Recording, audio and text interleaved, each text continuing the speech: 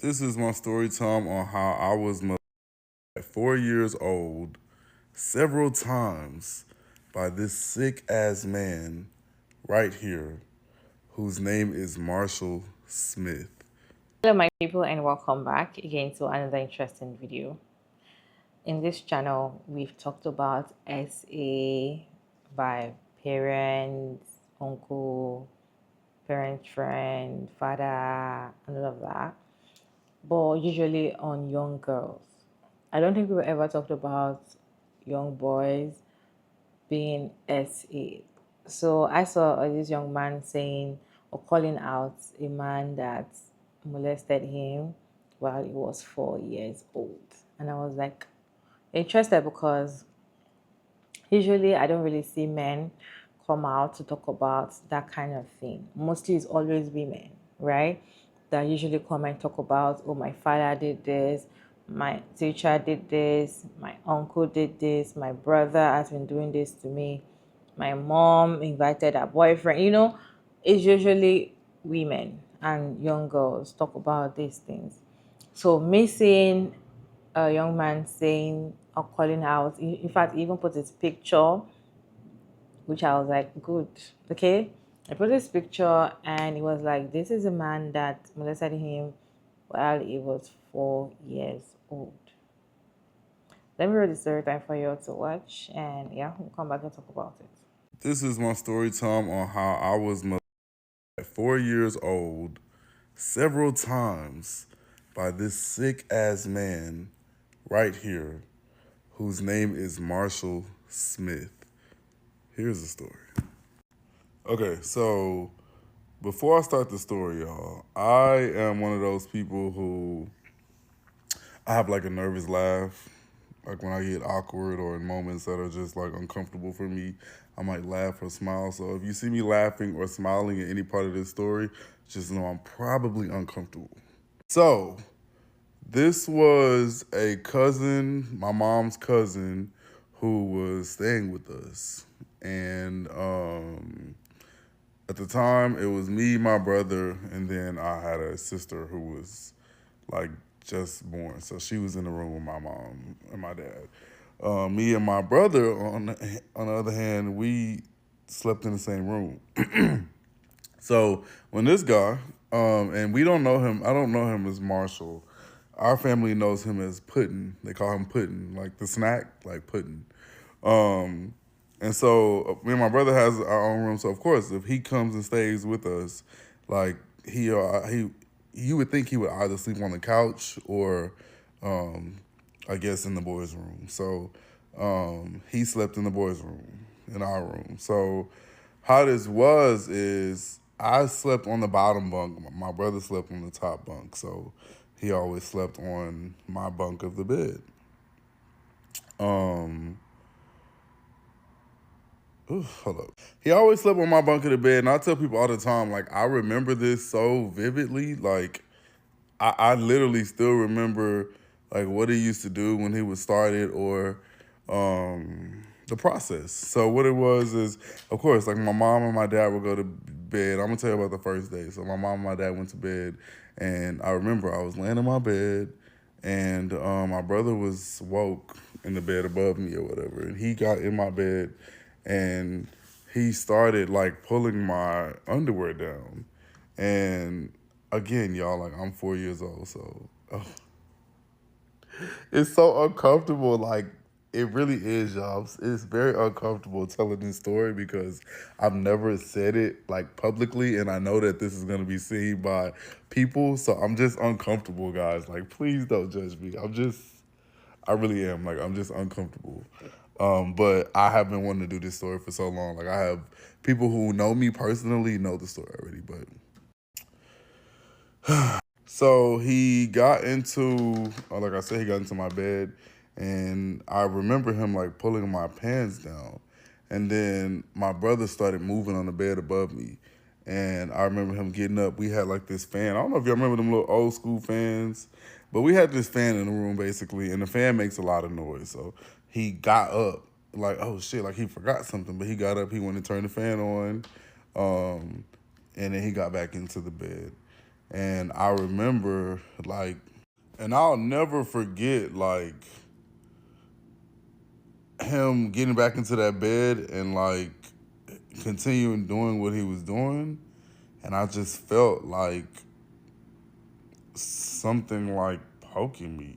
Like, that's really all I can say. Like, I just felt that. And it just, I remember like, because y'all, this became like an everyday thing. And so I don't know how long he lived with us, but I just remember so many nights it became like a routine to where he would turn the fan on and he would pretty much just do the same thing. But like I said, on his first night, I remember like I just felt something like poking me in my area of my butt, and I felt him like opening my cheeks up, like, and I just remember him trying to stick his thing inside of me. Like, I will never forget this. I'll never forget what I felt like in that moment. And at 4 years old, you would think that so a child doesn't even understand really what's going on, and I didn't understand what was going on, but I did feel like I knew something wasn't right about this. Like, and we'll get into how I ended up telling my parents and how it ended up coming out and a whole story. This story is definitely going to be one of those ones that has parts to it, by the way. So I remember that, and he used to literally like, now that I'm older, I understand it. I didn't understand it at the time, but he literally used to like try to like, stick his thing inside of me. Of course, it would not do that. And so he would literally just end up like jacking off. And I remember, I swear to God, y'all, I remember I used to always be like, this wet stuff on me, like, and that's not, like I said, now that I'm older, I understand like he was, you know what I'm saying, on me after like he was ready to stop. And then we would go to sleep. And that's what the first time was. And literally, I just remember it happened so many times after that. Like, I remember one time my brother accidentally, he thought my brother was asleep, and my brother jumped down on the bunk, and he like jumped, and he like started screaming at my brother, like, get back up there, get back up there.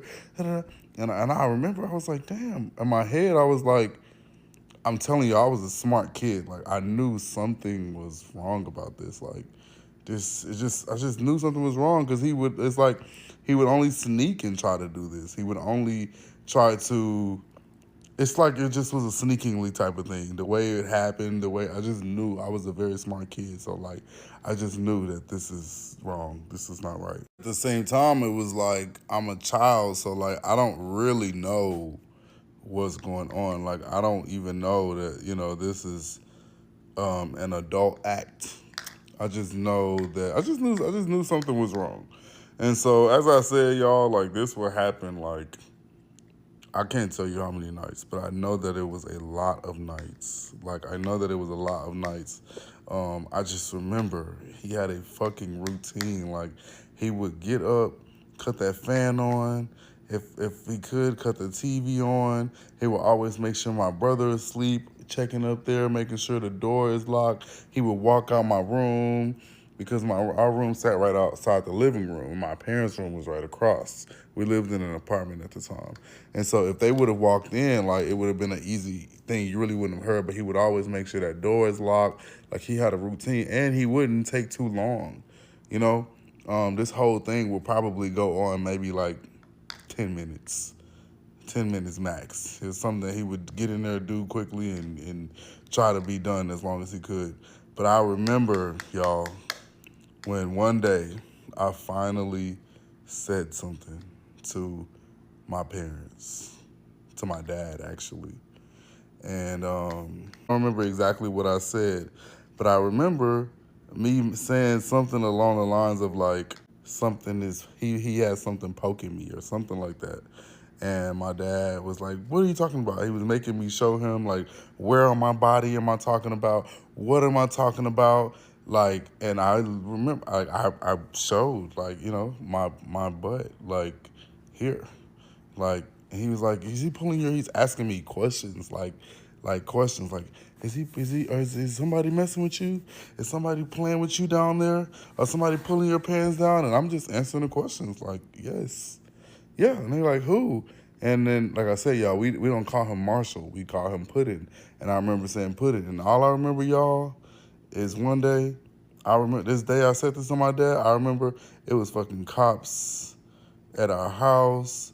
My mom, everybody was heated, pissed the fuck. It was. I just remember like it was. All I remember is red and blue lights. It was a lot going on. Like my dad was heated. Like they had to calm my dad down. I think my dad damn near got arrested, literally. But my dad ended up knocking him out. My mom stopped talking to him, of course. But it just became this big thing in the family, and like he wanted to kill me, honestly. That was the thing. There's the second part of this story. For like when he went to jail, after he got out of jail, he was like, my real name is Ashton. So he's like, where's Ashton at? Like he wanted to come find me to unalive me for telling this story. And mind you, y'all, like this happened when I was 4. Bitch, I'm 28 years old, finna be 29 in 2 days. My story has never changed since then. My story's the same. I can draw the picture out for you if you need to. That's how this shit really is. But if y'all want the part 2 of that part when he wanted to unalive me, People are just wicked. Okay, having kids in this wicked world. Sometimes when I think about the things that is happening around us, I'm like, should people even continue having children, or should just take a break? Right? And the thing is, you cannot be with your children 24/7 their life.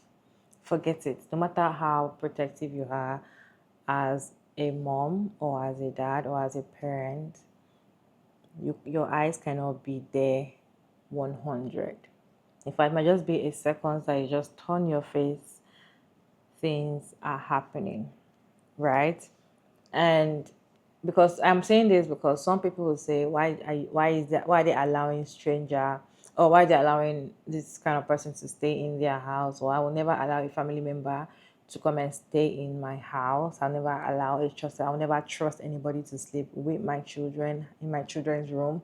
There's always going to be a guest room. There's always going to be so many things. No matter what, no matter how protective you are, I just feel like the people that you even feel like you trust the most, that is the father of your children, huh? That you can trust the most, can do unthinkable things to your kids. And these are boys, because the way the thing usually is young girls. We are always very protective only to our young girls. We always forget that we have boys that we need to protect as well.